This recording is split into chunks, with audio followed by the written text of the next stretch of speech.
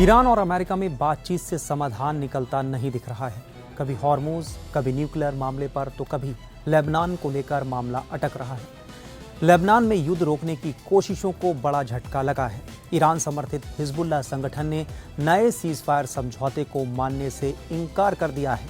वहीं इजराइल ने साफ कर दिया है कि वो लेबनान से अपनी सेना नहीं हटाएगा और सैन्य कार्रवाई जारी रखेगा।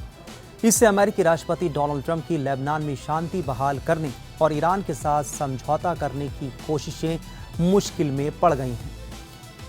ईरान पहले ही कह चुका है कि अमेरिका के साथ किसी भी शांति समझौते के लिए लेबनान में युद्ध विराम जरूरी शर्त है। हाल के दिनों में ईरान ने यह भी संकेत दिया है कि अगर इजराइल लेबनान पर हमले जारी रखता है तो वो सीधे इस संघर्ष में शामिल हो सकता है।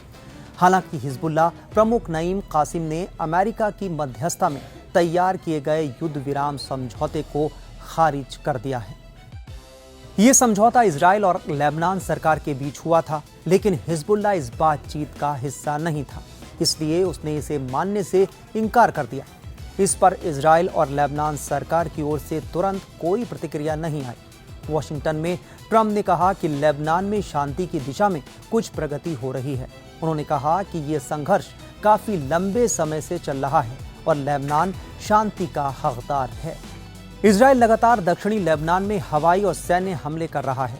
इजरायली रक्षा मंत्री इजराइल काट्ज ने कहा है कि उनकी सेना लेबनान से पीछे नहीं हटेगी और न ही अपने अभियान रोकेगी। इजराइल ने मार्च में ईरान के साथ बड़े संघर्ष के दौरान लेबनान में सैन्य कार्रवाई शुरू की थी।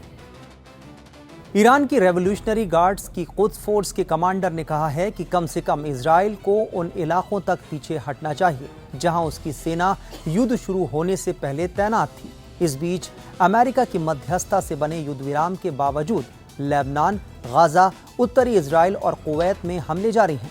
ट्रंप ने हाल ही में कहा था कि पूरी तरह शांति नहीं है, लेकिन पहले की तुलना में कम स्तर पर गोलीबारी हो रही है। उधर अमेरिकी नौसेना की नाकेबंदी से ईरान को अभी तक $6 अरब से ज्यादा का नुकसान हो चुका है। अमेरिकी नाकाबंदी ने ईरान की इकोनॉमी की कमर तोड़ना शुरू कर दी है, जो पहले से ही डूबी हुई थी। मई में ईरान का कच्चा तेल निर्यात कम से कम 6 साल के सबसे निचले स्तर पर आ गया है। अमेरिका ने 13 अप्रैल को ईरान के बंदरगाहों की नाकेबंदी शुरू की और ट्रंप उसे ढाल बनाकर शांति समझौतों की शर्तों को मानने का प्रेशर बना रहे हैं। तेहरान ने इस कदम को गैर कानूनी बताया और अपने बंदरगाहों के आसपास अमेरिकी जहाजों को जब्त करने की कार्रवाई को समुद्री डकैती करार दिया है।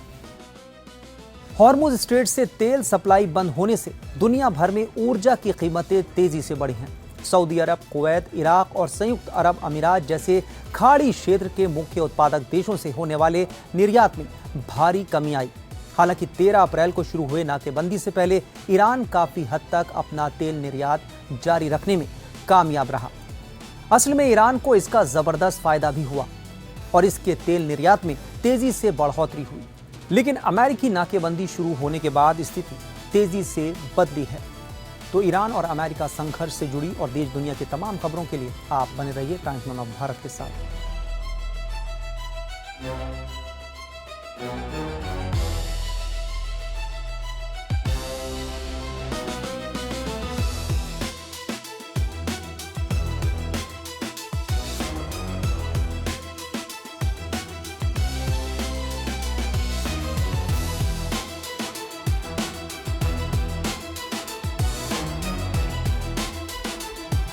मैडम आ रही है। मैडम आ रही है। अरे मैडम आ रही है। अरे बाबा मैडम आ रही है।